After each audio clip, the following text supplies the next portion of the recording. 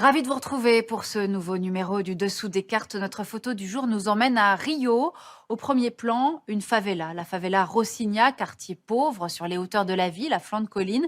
Et au second plan, en bord de mer, les quartiers modernes et luxueux de la ville. Cette photo, elle nous dit beaucoup du Brésil.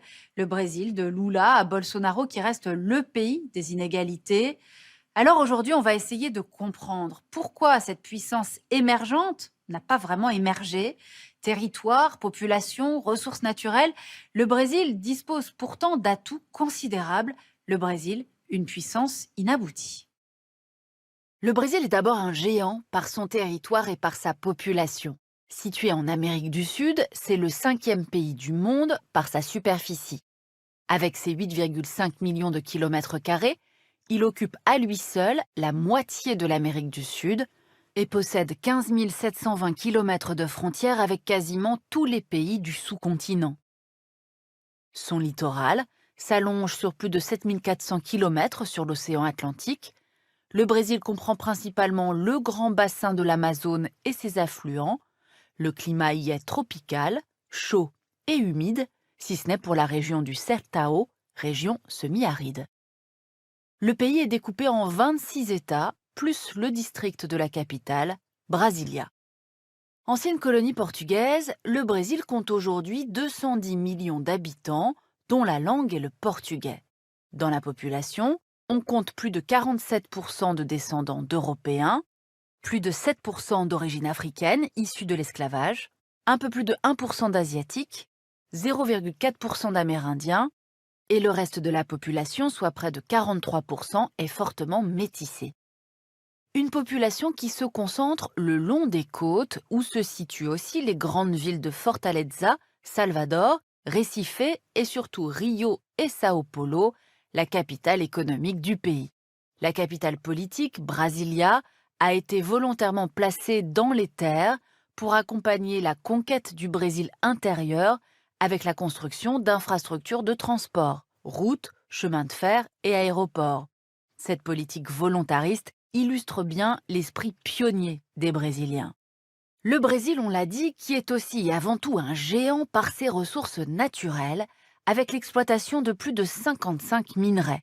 Il dispose de ressources en hydrocarbures quasiment toutes situées en mer, lui permettant d'être autosuffisant depuis 2006. Il est également riche en eau, qu'il utilise pour produire de l'électricité. Enfin et surtout, le Brésil dispose d'une importante réserve de terre qui lui vaut le surnom de ferme du monde. C'est le premier pays producteur au monde de jus d'orange, de sucre, de café et le deuxième de soja. Le pays produit aussi de la viande de bœuf et est le plus grand exportateur de viande halal vers les pays de la Ligue arabe. L'agrobusiness représente 20% du PIB, un tiers des emplois et 45% du commerce extérieur. C'est le secteur économique le plus important du Brésil. Ainsi, comme on vient de le voir, le pays est richement doté en ressources. Et pourtant, malgré cela, en 2018, le pays connaît une croissance de seulement 1% et un chômage de 13%. Cela peut s'expliquer par le fait que le Brésil reste l'un des pays les plus inégalitaires au monde.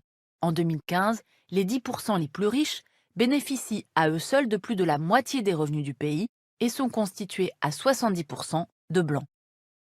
Pourtant, sous l'ère Lula, les pauvres et la classe moyenne ont bénéficié des programmes sociaux mis en place par le gouvernement, notamment la Bolsa Familia, bourse familiale. Le principe, si les familles pauvres envoient leurs enfants à l'école, elles reçoivent une allocation. Autre avancée sociale sous Lula, le programme Fome Zero, Faim Zéro, qui garantit l'accès aux produits alimentaires de base. Mais sur fond de corruption, tous ces programmes n'ont pas suffi. Aujourd'hui, si les inégalités perdurent, c'est aussi parce qu'elles vont de pair avec un déséquilibre territorial. Comme le montre cette carte, les régions les plus blanches, le sud et le sud-est, sont aussi les plus riches, avec notamment ce triangle de 30 millions d'habitants formé par Sao Paulo, Rio de Janeiro et Belo Horizonte, des métropoles qui concentrent les espaces décisionnels. Ces régions concentrent aussi l'agriculture commerciale, canne à sucre, café, agrumes, soja, l'industrie diversifiée, automobile, aéronautique et le tourisme. À l'inverse, regardons maintenant le nord-est, deuxième région par son étendue et par sa population avec 55 millions d'habitants, mais son PIB ne dépasse pas 13% de la richesse nationale. Seule la zone côtière est dynamique, c'est la région la plus métissée, où la part des sangs mêlés dépasse les 2 tiers de la population. Enfin, regardons les régions pionnières, c'est-à-dire l'Amazonie, le nord, et la partie septentrionale du centre-ouest. Ce sont des périphéries peu peuplées et en réserve, riches en ressources minières, en bois et en espace pour l'élevage extensif et la culture du soja, une fois la forêt défrichée. D'ailleurs, le rythme de la déforestation a de nouveau progressé, augmentant de 278% entre juillet 2018 et juillet 2019. Les feux de l'été 2019 ayant souligné un peu plus le désintérêt du gouvernement de Jair Bolsonaro pour l'environnement. Évoquer le nouveau président nous amène à parler du système politique brésilien qui contribue à entraver la bonne gouvernance du pays. Ainsi, la Constitution de 1988 prévoit l'élection du président de la Chambre des députés pour 4 ans et des sénateurs pour 8 ans. Avec plus d'une trentaine de petits partis, les deux chambres se trouvent très fragmentées. À cela s'ajoutent les États fédéraux qui disposent eux aussi de pouvoirs de mise en œuvre des réformes. Ainsi, en 2002, le Parti des travailleurs de Lula n'avait que 91 sièges sur 513 à la Chambre des députés, 14 sur 81 au Sénat et ne gouvernait que 3 États sur les 27. Désormais, Jair Bolsonaro à la tête d'un petit parti, le Parti social-libéral, doit gouverner avec ce qu'on appelle les BBB, B pour bœuf, c'est-à-dire les représentants des propriétaires terriens, B pour Bible, les évangéliques, et B pour Baal, les militaires et partisans du port d'armes, auxquels se sont tardivement ralliées les élites économiques traditionnelles.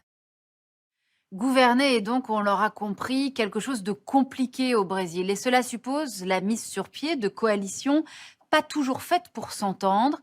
À cela se sont ajoutés les bouleversements politiques liés à la destitution de Dilma Rousseff, qui avait succédé au président Lula, à la mise en cause d'une classe politique corrompue, ce qui a permis l'arrivée au pouvoir de Jair Bolsonaro, favorable à un régime politique autoritaire, mais qui a lui aussi rapidement déçu.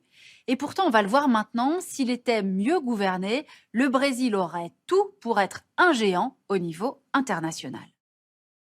En effet, le Brésil est l'un des leaders de ce qu'on appelle les BRICS, la Russie, l'Inde, la Chine et l'Afrique du Sud, et il met aussi l'accent sur la coopération sud-sud avec les pays africains. Ainsi, au sein de l'OMC, le Brésil lutte contre le protectionnisme américain et contre celui de l'Union européenne dans le domaine agricole, en prenant en 2003 la tête d'un groupe de 20 pays du Sud, le G20 commercial. Le Brésil est également à l'initiative de la création du Mercosur en 1991 pour faire contrepoids à l'impérialisme états-unien en créant une zone sur le modèle de l'Union européenne. L'Argentine, le Paraguay et l'Uruguay en sont les premiers membres. Aujourd'hui, le Mercosur compte aussi comme membres associés la Bolivie, le Chili, la Colombie, l'Équateur, le Guyana, le Pérou et le Suriname. Il représente 82% du PIB total de l'Amérique du Sud et c'est le 3e bloc commercial mondial après l'Union européenne et l'accord Canada-États-Unis-Mexique. Mais l'élection de Jair Bolsonaro marque un changement radical puisque le nouveau président a décidé d'aligner son pays sur les États-Unis. Le Brésil a ainsi obtenu le statut d'allié majeur des États-Unis hors OTAN, un statut qui facilite la coopération militaire, le transfert technologique ainsi que l'achat des équipements militaires américains, au risque pour le Brésil d'y perdre en autonomie. Cet alignement sur Washington s'est aussi traduit par une prise de distance avec les gouvernements de gauche du continent, Venezuela, Nicaragua et Cuba, entraînant la remise en cause de la participation de Cuba au programme Maïs Médicos, plus de médecins, lancé en 2013, qui avait permis l'envoi de près de 8000 médecins cubains dans les régions les plus pauvres et isolées du pays. 28 millions de Brésiliens seraient depuis privés d'assistance médicale. Enfin, toujours dans la lignée de Donald Trump, Jair Bolsonaro a déclaré que la Chine était une menace pour sa souveraineté.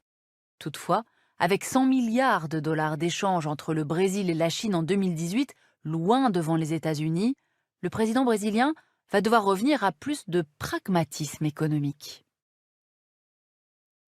Le Brésil est donc cette puissance émergente qui n'émerge jamais tout à fait, quelles que soient les politiques menées par ses dirigeants, parmi lesquels Lula, qui en novembre 2019 est sorti temporairement de prison, sans être blanchi pour autant des soupçons de corruption, mais réveillant l'enthousiasme d'une partie de la population déjà hostile au nouveau président d'extrême droite, Bolsonaro. Lula Bolsonaro, deux visages, deux voix, deux options possibles pour le Brésil. Et pour aller plus loin, cet atlas du Brésil promet ses défis d'une puissance émergente par Olivier Daben, Frédéric Louot et Aurélie Boissière aux éditions Autrement. Et puis ce récit nourri de multiples voyages au Brésil, les colères d'un géant de Patrice Montagu-William dans cette très jolie collection L'âme des peuples chez Nevicata.